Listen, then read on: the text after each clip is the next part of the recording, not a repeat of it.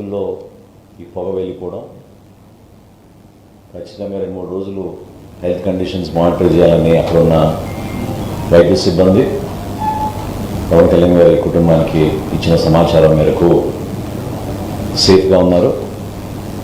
అయితే ట్రీట్మెంట్ కొనసాగించాలి, ఎక్కడ ఇబ్బంది లేకుండా అక్కడ అన్ని విధాలుగా స్థానికంగా ఉన్న వైద్య సిబ్బంది వారి కుటుంబ సభ్యులందరూ కూడా జాగ్రత్తగా చూసుకుంటున్నారని సమాచారం రాష్ట్ర ప్రజలందరికీ కూడా అందించమని పవన్ కళ్యాణ్ గారు చెప్పడం జరిగింది.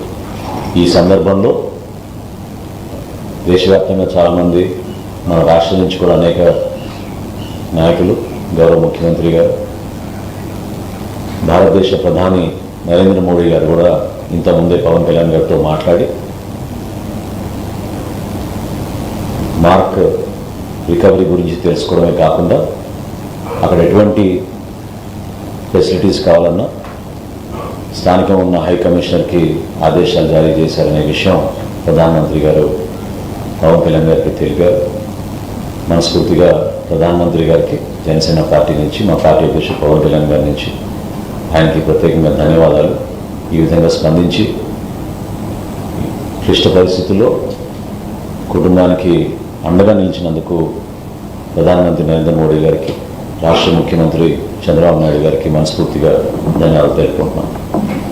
మార్క్ కండిషన్ డెఫినెట్గా అవుట్ ఆఫ్ డేంజర్, ఇబ్బంది లేదు. ట్రీట్మెంట్ కొనసాగించాలి. ట్రీట్మెంట్ అప్డేట్స్ వచ్చిన తర్వాత తప్పకుండా మీ అందరికీ కూడా మా పార్టీ వర్గాల నుంచి మీకు సమాచారం ఎప్పటికప్పుడు అందిస్తూనే ఉంటాం.